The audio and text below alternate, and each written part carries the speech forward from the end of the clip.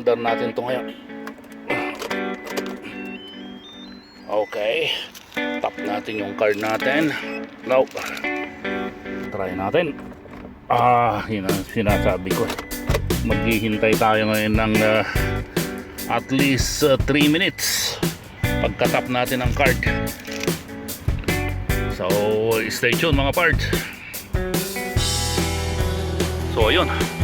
Ito yung titignan natin. Inilagay natin dito sa hindi mainit para maganda yung makukuha nating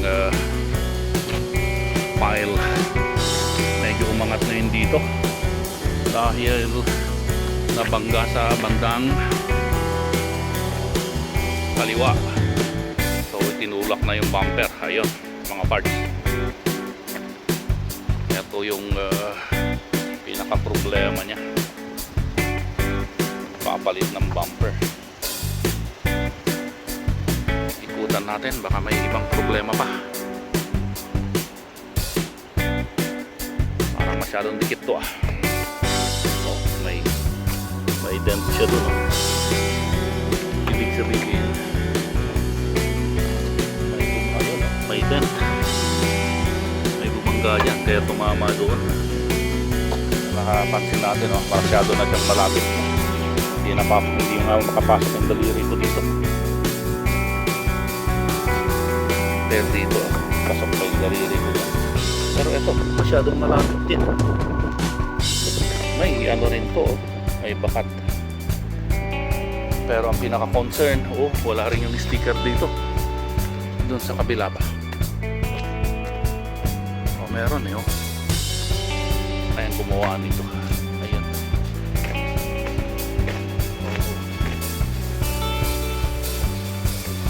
Yung mga parts, proseso natin yung dokumento nito. Back to base tayo mga parts. Process natin yung insurance claim niya para mabilis ang pagkaka-repair.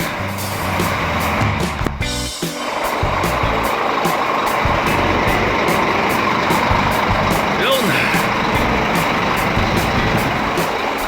back to base po tayo. Process natin yung insurance claim niya para mabilis ang pagkaka-repair. Stay tuned mga parts. Good morning mga parts. Isa na namang Toyota Hilux na naghihintay sa atin para i-check natin yung quality ng repair.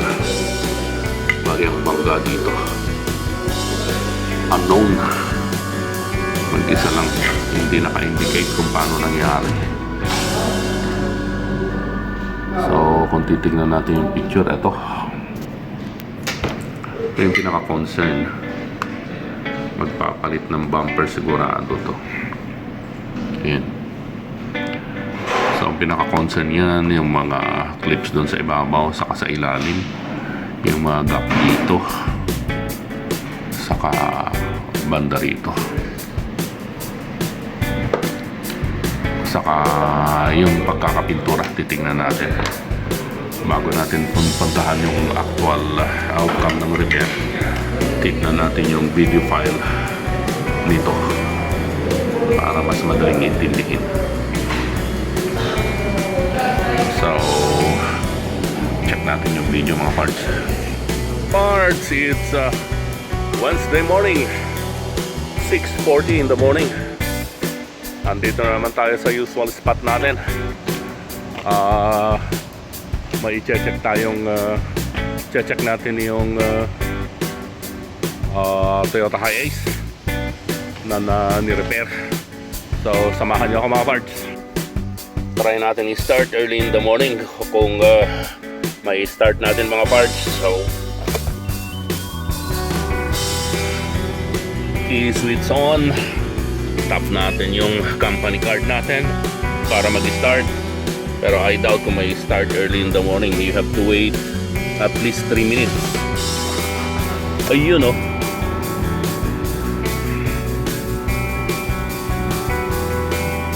buti na lang nag-start. So hindi na tayo maghihintay ng 3 minutes standard time. Usually kasi pagka ganitong umaga, maghihintay pa tayo ng 3 minuto.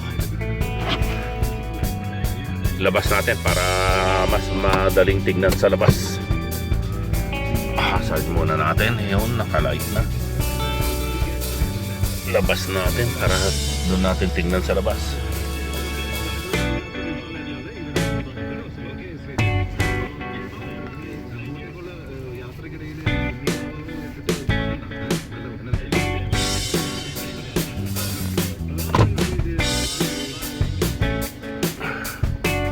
Indiano yung Urdu yung salita.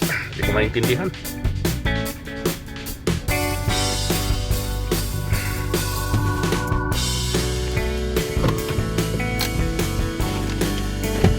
Tingnan natin. Bukas natin yung pinaka-bonnet.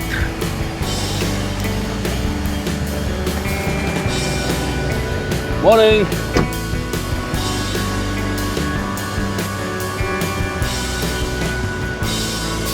Bagong pintura yung bumper. Maaring nagpalit sila.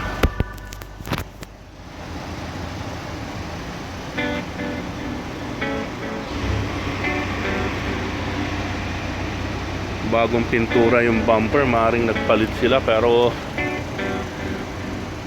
nakikita kong problema rito, ang dumi ng bonnet, oh. Hindi man lang pinasadahan ito ng polish. Dapat pinasadahan, oh. Ang dumi.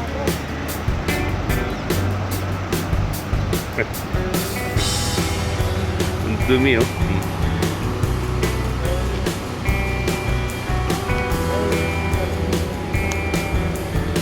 Very dirty the bonnet.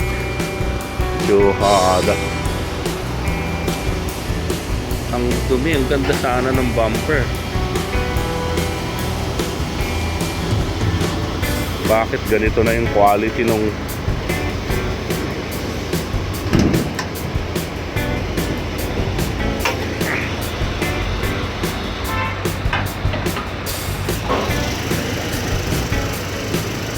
kompleto naman yung mga clips dito.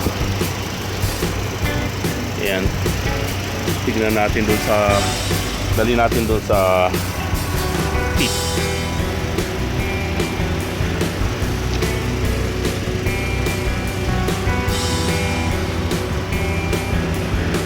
Nag-armor all din siya, pero hindi man lang pinasadahan tong mga to, oh. Ang dudumi, oh. Naman ang konsolasyon.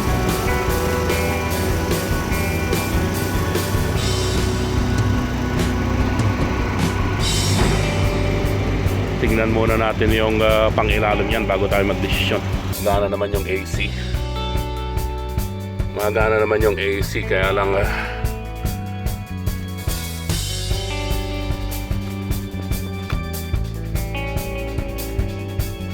hindi lang talaga ako hindi ako kontento sa pagkakalinis. Wala man lang silang konsolasyon. Hindi lang naman iisa yung binibigay nating trabaho sa kanila. Actually sila nga, itong shop na ito yung pinakamaraming na ibibigay na trabaho, eh. Sila yung pinaka the best na quality nung araw nung ako pa yung direct na nag-handle sa kanila. Ngayon, ang pangit na. Kasi ayaw ko nang makialam sa ng assignment, pero dapat yan. Pero mas appropriate sigurong ibalik at itawag doon sa manager nila para mabigyan ng pansin yung mga binibigay nating trabaho. Hindi tama ito. Tingnan muna natin yung pangilalim, mga parts. Dalhin natin dito sa working pit. Ito yung sinasabi kong working pit para masilip natin yung ilalim niya.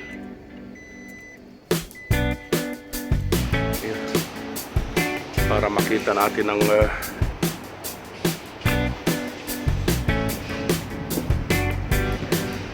para makita natin mabuti kung may problema nga ba sa ilalim o wala.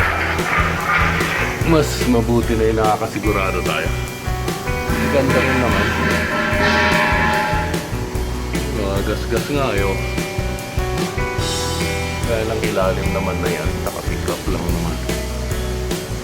So far, kompleto naman yung mga clips.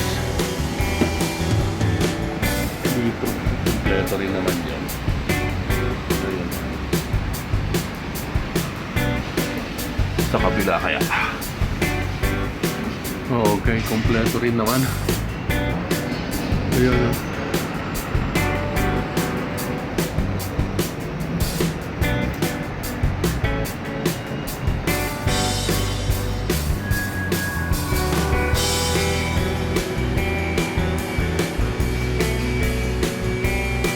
Hindi lang maganda yung dumi.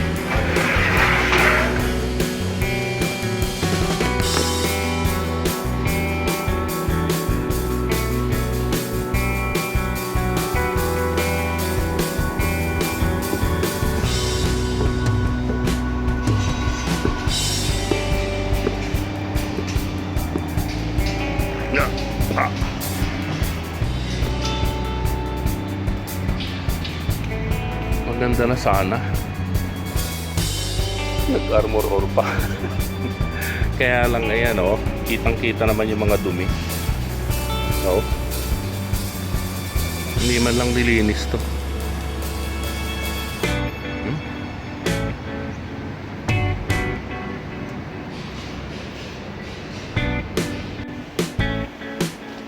Yung nirereklamo ko yung mga nakadikit na bumper dito sa bumper na to kasi pinalitan nila tong bumper na to. Ang pangit ng hindi man lang pinasadahan ng polish yan as consolation, tapos kita mo yung mga dumi.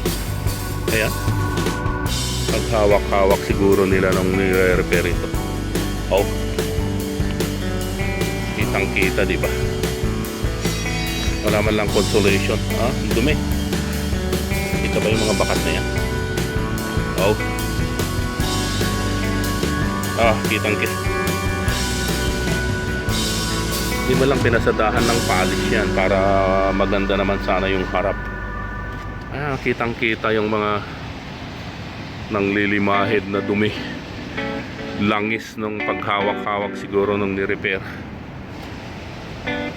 Oh. Buti pa picturean natin to. Lalo na dito oh. Picturean natin at padala natin doon sa manager.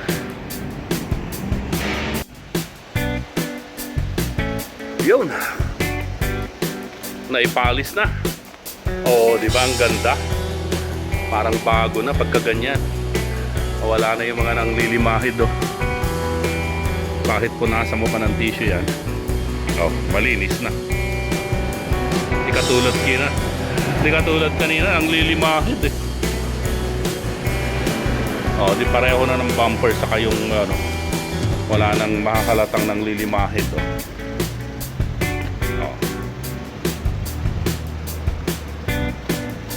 Dapat ganyan.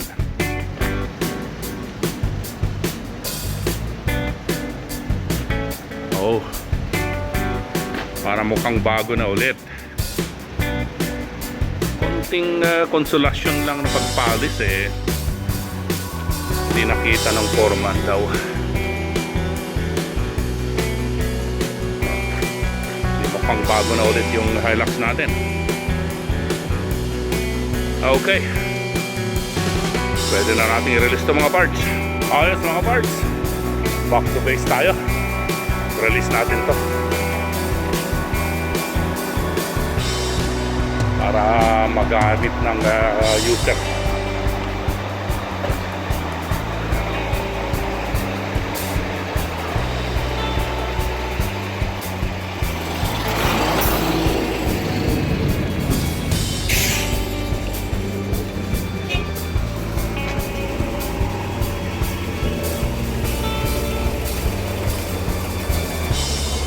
Hello.